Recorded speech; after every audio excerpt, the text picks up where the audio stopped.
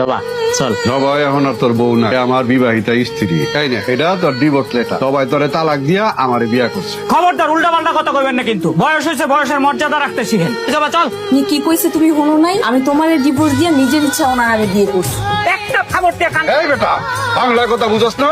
সবরে তোর একদম গাল দাম ফালাই দিয়া যা আমার সামনে থেকে। কেমন আছো জবা? ভালো, সত্যি কি ভালো আছো? সত্যি অনেক ভালো আছি। এখন আমার টাকা পয়সা, গাড়ি বাড়ি কোনো কিছুর অভাব নেই। টাকা পয়সা থাকলেই কি মানুষ সুখী হয় রে? টাকা পয়সা মানুষের সাময়িক আরামায়েশ দিতে পারে, সুখ দিতে পারে না। অভাবের কাছে সবকিছু তুচ্ছ রতন। রতন, তোমার ম্যাডামরে নিয়া ডিনারে যায়। সালাম আলাইকুম আম্মা। ওয়ালাইকুম সালাম। এই তুমি আমার আম্মা কইবা না। জবার সাথে যেমন তোমার কোনো সম্পর্ক নেই, তেমনি আমার সাথে কোনো সম্পর্ক নেই। খবরদার আমার মা আম্মা এসব কিচ্ছু কইবা না। যদি সত্যি জবারে ভালোবাসো তাইলে ওরে ভুলে যাও। রতন, রতন, এই রতন। স্যার আসসালামু আলাইকুম। কি রে বেটা, কোন দুনিয়ায় তাহস? ভাবস কি?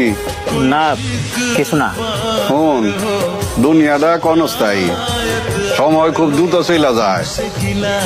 আর একলা একলার কতদিন থাকবি? আমি কই কি, তুই একটা বিয়া শাদি কর। গরিবের আবার বিয়া?